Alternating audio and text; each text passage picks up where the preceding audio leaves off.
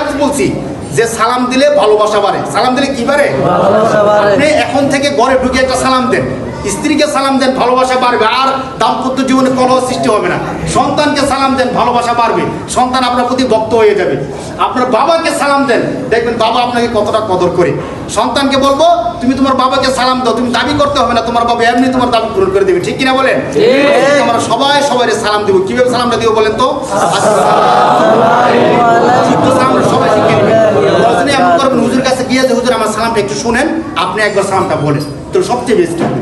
আর সালামের জবাবটা ওয়া আলাইকুম সালাম। অনেকে বলে ওয়ালাইকুম, ওয়ালাইকুমের কোনো অর্থ নাই।